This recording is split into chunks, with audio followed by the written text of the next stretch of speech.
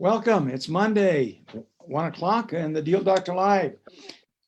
We have Eric Graham, other Deal Doctor, myself, Don Phelan, and a special guest, Eileen LaPlante from Star Title. And we're going to talk a little bit today. We're going to talk a little bit today about title work and some of the basics of title work and some of the more complex aspects of title work.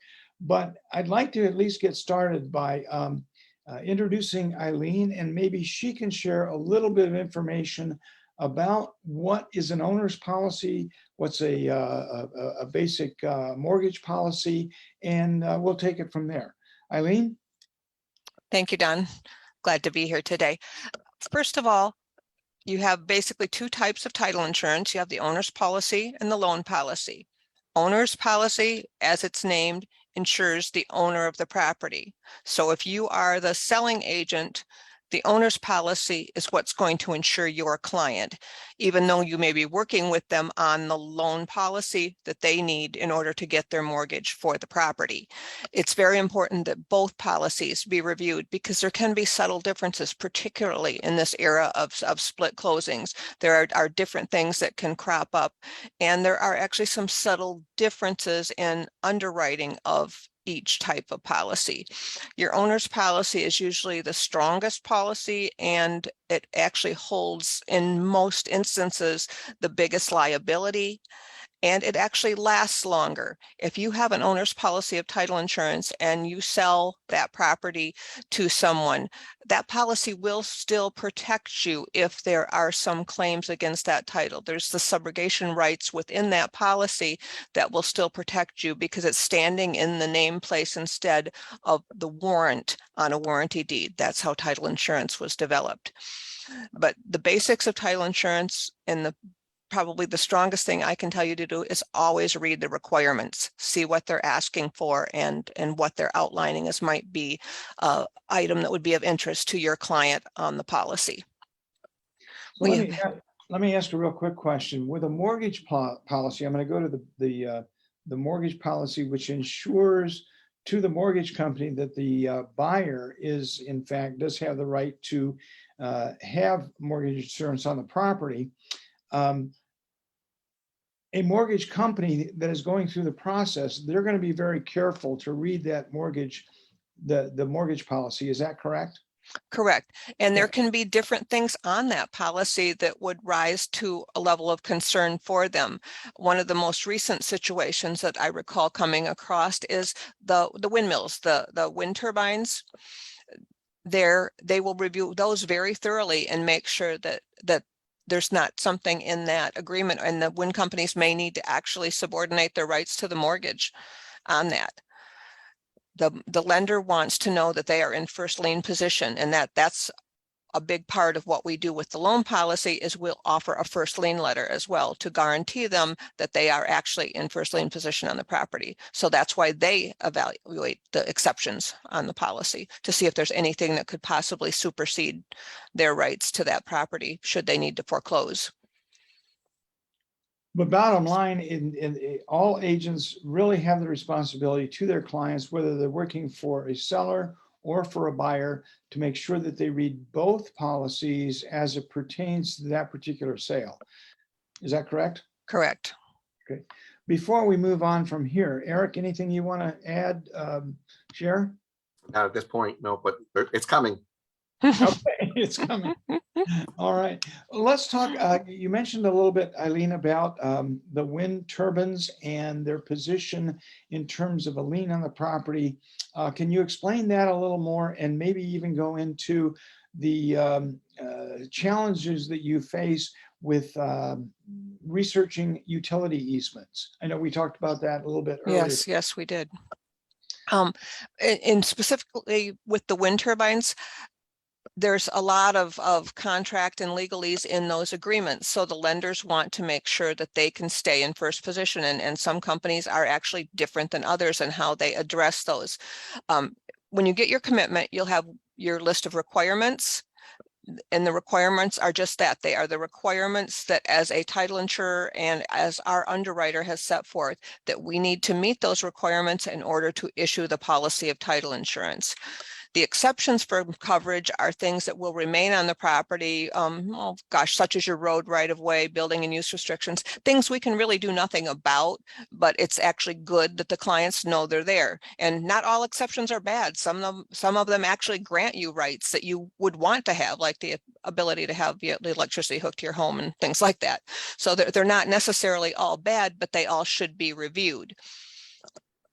And same with the owner's policy. It has a list of requirements and restrictions, and sometimes those can vary slightly depending on the situation at hand. As far as utility easements is concerned, Don and I were just joking about that a little bit. Most utility easements in Michigan were put in place back in the 20s. The underwriting requirements that most title insurers go by is the 40-year Marketable Title Act. And right now that's nowhere near the 20s anymore. So if you want to see your utility easements, sometimes a more extensive search needs to be done. I was telling Don that I'm actually working with 2 of our agents right now on that. There's a big old power line down the middle of the property, and we had to really, really investigate to find out where that easement was recorded. Good information. Eric, any thoughts? No, I just, with regards to the requirements that we talk about, it's also listed as Schedule B on the title. So you might hear that terminology, your Schedule B requirements. Again, depending on how many there are, you might have Schedule B Part 1, Part 2. This means number of pages, really, on how many requirements that you need to look at. But it's so important that title work just simply isn't a bunch of documents that you pass on to your client. There are things in there that you have to read. I think we're under the assumption, a lot of agents, where, hey, it's the title company's problem with the title work. I don't need to do anything as an agent. I don't need to educate my client on any of these things in here. But that's not true. There are many things that an agent will need to address with their client so that you can provide proper documentation back to the title company so that certain requirements have been met and that the title company can then move forward, like Eileen was saying. So it's so important to understand this, and also understanding that when you have multiple tax IDs or parcel ID numbers, you're going to be able to see whether there are special assessments in this title work, whether it's a principal residence exemption of 100% or not, because that will, if it's 0%, it's going to be higher taxes. If it's 100%, you'll get the tax benefit from being a primary residence. But special assessments will be stated in there. Now, there are times where a special assessment might not have been recorded in time, but again, you need to still do your due diligence with all of these requirements and ensure that they are satisfied. And if you have questions, reach out to the title company, ask the questions. Don't just think that it's the title company's responsibility. That's an excellent point, Eric, because sometimes if we actually do read it and examine it, we can catch something that might not look right. For example, if we have a listing and the title work comes back and it says that the owner still has an outstanding lien or 2 on the property, we might be able to catch that 2 weeks, 3 weeks, a month before the closing. And we discover that the mortgage company never discharged the lien, or land contract holder never discharged the lien. We can get working on that process, and so that it doesn't delay the closing. Or if we also discover that there is a requirement for the property to go through probate, or the property to go through the quiet title procedure, all of those things we can catch early rather than later. I want to touch on that too, Eileen. A quiet title. Can you explain a bit of the process in quieting a title in Michigan? Actually, when we have to go the quiet title route, we always go to outside counsel. That's not something that, as a title insurance company, that we can do. We would refer you to either your own or your client's attorney. We have a couple that we have worked with that we can issue names on, but what they do is gather all the information that we've gathered according to the records. They review the documents, and they will actually bring suit against what is considered the last valid owner of record. There's a process they have to go through of service, and then a waiting period. And finally, ultimately, when that's all expired, they would issue a judgment. And then there's also a waiting period on most judgments. I believe quiet titles are 21 days. Once the judgment is entered, it has to mature for 21 days before it's considered valid. Once the judgment's issued, there's still a window of time where people can challenge that.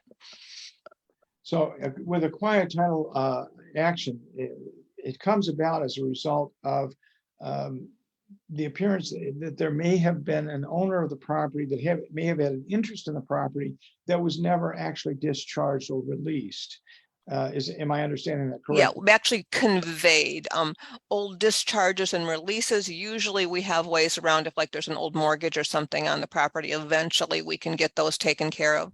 But a quiet title would be whoever the actual title holder was. If we cannot find that person, locate them, or if for whatever reason, if there's a failure to convey their interest into the chain of title, that's when a quiet title action would be necessary. Okay. And that process is not fast. It is not fast. It usually takes months. Is that correct? And as you say, once the judgment has been determined by the court, then there's still a 21-day waiting period that they have to wait. So if you run into a situation like that, that's a good time to call the deal doctors and say, what do I do now? But moving on from there, let's talk a little bit about mineral rights, and because we get this question a lot, don't we, Eric? What's the how do I know whether a property has mineral rights? And I want to turn that over to Eileen and let her address it, because I know it doesn't come within the scope of normal title work, but how does that fit in terms of an expanded title search and even a deeper dive search for title work to identify mineral rights? Good question. Typically, oil, gas, and mineral rights would be an exception to coverage on most policies, particularly here in Michigan. We have an overabundance of mineral and oil and gas activity here in the state, particularly if you're in some of the northern counties. And I believe Berry County is floating on a natural gas pool from what you see in their documents of record there. But if you have clients that truly want to know who owns the minerals, that is a fairly extensive search. And it's not something as title insurers we typically do. There are companies that specialize in that. And most oil and gas searches will actually go back to the land patent of the property when it was granted. And that's how most mineral chains are followed from that point forward. So if somebody had the mineral rights, they leased the mineral rights, then that can be divided off into pooling agreements. It's a very unique skill set to follow all those chains. In Michigan, if there's an active well on a property, the lease can be held by production for like 20 years, even if only it started out originally as like a 2-year or a 5-year lease. If that well has continually produced, there's almost in every oil and gas lease out there, there's a production clause. If that well is continually producing, the original leasing parties still have rights to it. And there's generally not anything recorded in the Register of Deeds office for that. There's a whole office for that in Lansing that tracks that. We do have companies that we work with when people want an oil, gas, and mineral search, but it's not something that's generally a standard part of your title insurance policy. Yeah, and in my experience with large parcels of land, let's say 280 acres, to do such surveys, I've seen price tags anywhere from $4,000 to $8,000 or more to do research on certain parcels of land for mineral rights. There are websites now that we can find whether an oil head has been capped, who was the actual holder of that, whether it's still active or not. I mean, that is public knowledge, but you got to search for it through websites. If you're not familiar with it, it takes a little digging, but there are things that we can find. The biggest problem is whether your homeowner still has documentation of what they signed so many years ago. And then, we may need to track down the original oil company to find out, such as, let's say, Meridian Oil Company, to see if they can provide you with a copy of the lease so that you can truly understand what's going on with that property. So there's a lot of detective work when it comes to mineral rights. Moving off from this topic a bit, and we can get into mineral rights maybe on another live stream. I'd love to get an expert in that here, but not as it regards this title work. Eileen, can you explain a little bit about what an expanded policy is versus a standard? Yes, I can. Here in the Grand Rapids market, and I believe the Kalamazoo market, the purchase agreement calls for an expanded coverage policy. And there are many benefits to that. If anybody I have a whole list of them that I can email out to everybody, but largely there's some post-policy coverages on there for unrecorded homeowners associations, easements, building and use restrictions, and forgery. A lot of these offer some go forward type coverage. And that's actually unusual for title insurance. When you call it a title insurance policy, I've always thought it was a little bit of a misnomer because we research the past to get you to the point where your sale's taking place. We can guarantee what happened from there back. The expanded coverage homeowners policy actually offers some coverages going forward. And that's why I believe the Grand Rapids area realtors write that into their purchase agreements. And the only other thing that I want you to understand about the expanded coverage homeowners policy is it's designed for homeowners, for principal residences, for a family that's going to live in that home or the trust that's holding that property. It can't be used for commercial property. A lot of times if you have a property that's in some sort of commercial application, we'll call and say, hey, we're not allowed to issue this policy. We need an addendum converting back to a standard coverage policy. I mean, the standard coverage policies are very, really pretty, they're the basic or the entry level policy that gives you coverage as to, we just set forth any exceptions, restrictions, easements, anything like that that are on the property, but it doesn't have any forward moving coverages that go with that, like the homeowner's policy does. If you look at your homeowner's policy commitment and your commitment when you get it, there's like a listing of you have this much coverage for this and this much for that. If you haven't looked at one, by all means do so. And if you have any questions, reach out to your closer or to somebody here at Star, and we'll be happy to review that with you. The homeowner's policy is a great added value for the clients, but it can't be used in every situation. And I've had people actually ask me, well, why can't, I mean, it's a home, it's a residential home, and our LLC is going to buy this home and rent it out. The policy would not be valid for that. It's designed to give extra coverage for an actual homeowner. It has to be a natural person that's entitled to the property, or a subsequent title holder like their trust. If it's a business entity, a corporation, or generally an LLC, the policy would not be eligible for that. That's good information.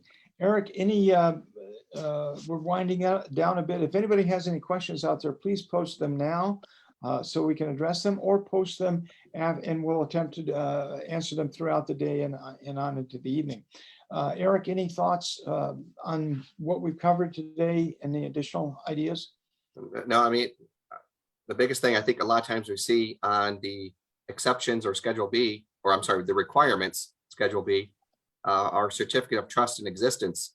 Anytime we're dealing with a trust, we want to start that process early to get that certificate of existence and trust authority, to ensure that, one, you're dealing with the correct party to sell the property, and number two, does it need to be updated? Now, Eileen can probably tell us, because at one time they used to require that had to be updated within 6 months. Then certain things changed. So Eileen, can you let us know, with regards to your certificate of trusts in existence, how soon would that need to be updated? A lot of times, if they haven't changed, we can take an affidavit stating that it hasn't changed. But if it has changed, then we would need a new certificate of trust to record, to empower whoever the successor trustee might have been. Great info. No, nothing further. So thank you, Eileen. Well, again, yes, thank you, Eileen. Really appreciate you joining us here today. Thanks, Eric.